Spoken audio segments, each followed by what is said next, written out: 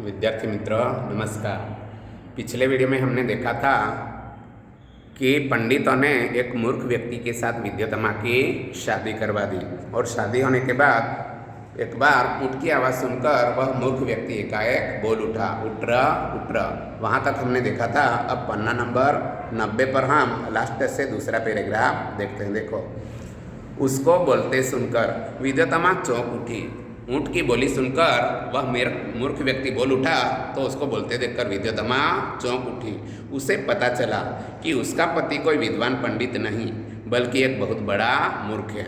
उसको बोलते सुना तो विद्योत्तमा चौंक उठी। वह समझ गई कि मेरा पति कोई विद्वान पंडित नहीं बल्कि एक बहुत बड़ा मूर्ख है। पंडितों की छल भरी बातों का अर्थ अब उसकी समझ में आ गया।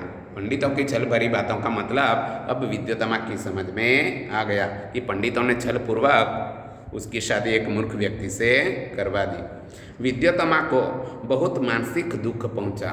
विद्योत्तमा को जब पता चला कि मेरे पति मूर्ख है तो उसको मानसिक दुख हुआ और उसने अपने महल में कालिदास के प्रवेश पर रोक लगा दी। कालिदास को महल में से निकाल दिया और उसके आने पर रोक लगा दिया, यानी प्रतिबंध लगा दिया और द्वार बंद कर लिए। द्वार मतलब दरवाजा। राजमहल का जो दरवाजा था वह कालिदास के लिए बंद हो गया। कठोर उपासना से माँ काली का वरदान प्राप्त हुआ और उससे काली का दास होने के कारण कालिदास नाम प्राप्त हुआ। विद्योत्तमा ने कालिदास को निकाल दिया।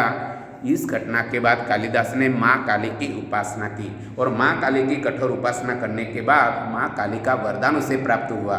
माँ काली का दास होने के कारण उसका नाम पड़ा कालिदास। इसका वरदान प्राप्त हुआ काली माता का, इसीलिए इसका नाम पड़ा कालिदास। शीघ्र ही कालिदास सारी विद्याओं को सीखकर प्रवीण हो गए। शीघ्र मतलब बहुत कम समय में कालिदास बहुत सारी विद्याओं को सीखकर प्रवीण हो गए, कुशल हो गए, विद्वान हो गए।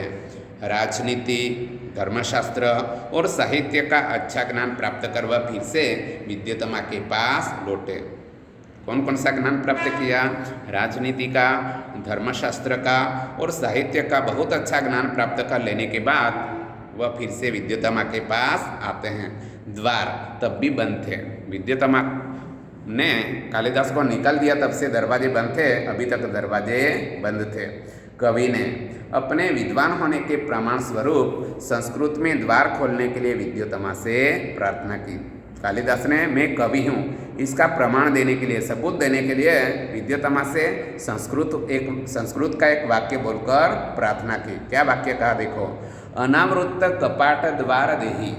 अनावृत्त कपाट द्वार देहि, इसका मतलब होता है कि बंद दरवाजा खोल दो, ऐसा कालिदास ने संस्कृत में कहा। अंदर से पत्नी विद्योत्तमा ने पूछा, अस्ति कश्चित वाग विशेषः। अंदर से पत्नी विद्योत्तमा बोली, अस्ति कश्चित वाग विशेषः मतलब ये तो वाणी की विशेषता है। ऐसा वाक्य कोई सामान्य व्यक्ति बोल सकता नहीं। ऐसा वाक्य तो वही बोल सकता है जो कोई विद्वान या पंडित हो। इस पर महाकवि कालिदास ने क्रमशः कुमार संभव, मेघदूत और रघुवंश की रचना विद्योत्तमा को सुनाई। कालिदास ने जो जो पुस्तक लिखे थे, कौन से? कुमार संभव, मेघदूत और रघुवंश। इन पुस्तकों में जिन जिन वस्तुओं का वर्णन किया था ये सारी बातें विद्योत्तमा को उसने सुनाई।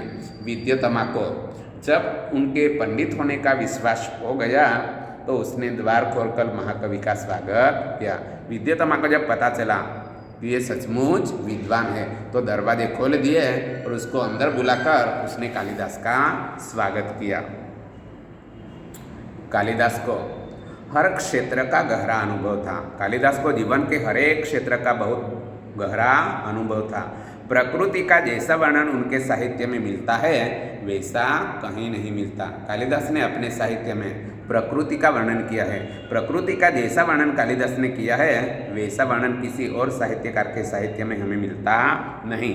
उन्हें प्रकृति के बिना मनुष्य जीवन अधूरा दिखाई पड़ता था। कालिदास ने अपने साहित्य में प्रकृति का वर्णन किया है क्योंकि प्रकृति के बिना कालिदास को मनुष्य का जीवन अधूरा लगता था। कालिदास की उपमाएं विश्वविख्यात है। कालिदास की उपमाएं विश्वविख्यात है। उपमा मतलब एक वस्तु की तुलना दूसरी वस्तु से करना।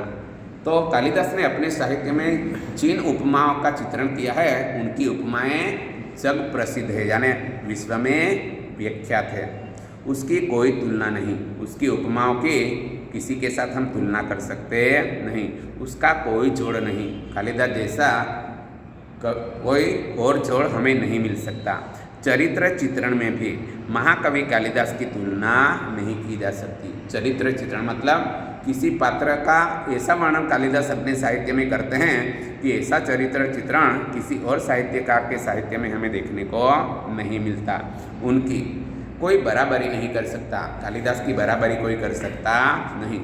उसके पात्रों का व्यक्तित्व अपनापन लिए रहता है। कालिदास के साहित्य के पात्रों का व्यक्तित्व अपनापन लिए रहता है, मतलब हम अगर उसका साहित्य पढ़ते हैं तो उन पात्रों के साथ हमें भी अपनापन हो जाता है।